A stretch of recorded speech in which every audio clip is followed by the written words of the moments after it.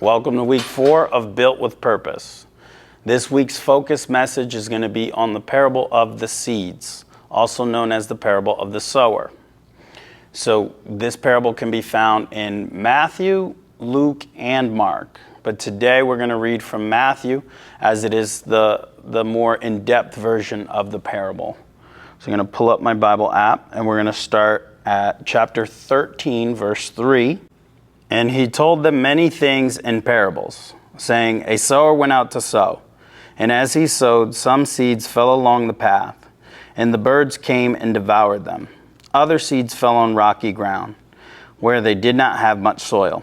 And immediately they sprang up, since they had no depth of soil. But when the sun rose, they were scorched. And since they had no root, they withered away. Other seeds fell among thorns, and the thorns grew up and choked them. Other seeds fell on good soil and produced grain, some 100-fold, some 60, and some 30. He who has ears, let him hear. So we know that parables are earthly stories that have a spiritual meaning. And in this parable, there's 4 examples given. 4 things happen to the seeds. Some get caught up by birds and get eaten right away. Others were not planted deep enough, and when the sun came, burned them up. Others were, caught up by thorns and choked. And then lastly, there was the seed that fell into the good soil. And each of these represents a different response to the gospel, meaning when people hear the gospel of Jesus Christ, most likely one of these 4 things are going to happen in terms of how they receive it in their heart.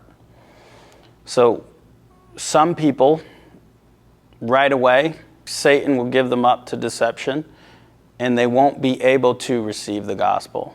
They won't be able to open up their mind and their heart to accept Jesus. Others will gladly accept Jesus Christ until things get kind of tough and their roots aren't planted deep enough.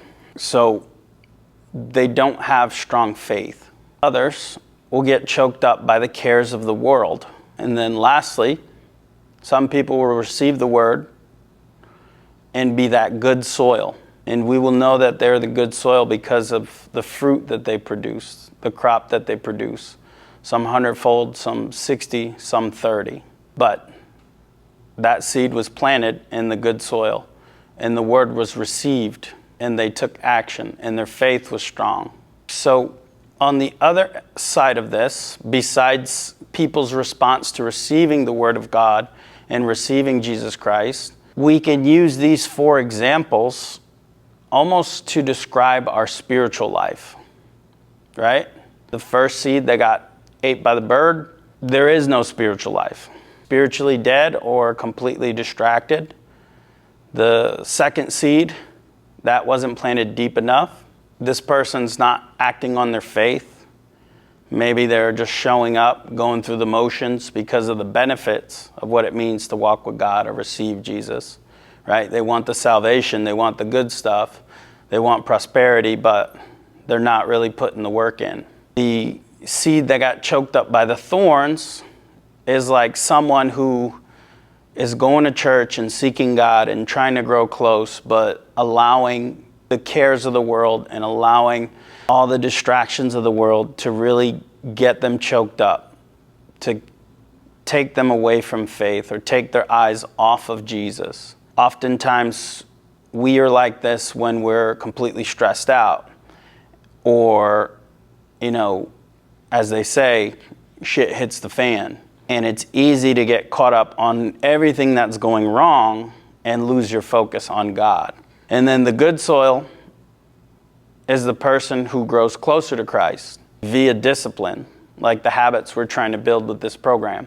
And the good soil is the person who continually seeks God and has accepted the word and has acted on it, whether the thorns of life come or the scorching heat or Satan himself. no matter what happens, this person chooses God. Now, realistically, we aren't perfect. And I myself have been every single seed in every season you can think of. So our focus questions are to reflect on this lesson and really just get you to think about what seed you might be at this time. As always, our goal is to grow closer to God. So in this lesson, we're going to reflect on 3 questions, starting with the first one. Which soil represents your current spiritual state? Which soil are you in right now? Then number 2, what are some thorns or distractions that are keeping you from growing closer to God? Then lastly, what steps can you take to cultivate good soil? Meaning, what habits can you build? What steps are you going to take to ensure that you end up in the good soil and that you bear fruit? Again, our goal with this program is to grow closer to God as we get fit. So let's dig deep, and I'm looking forward to hearing your answers.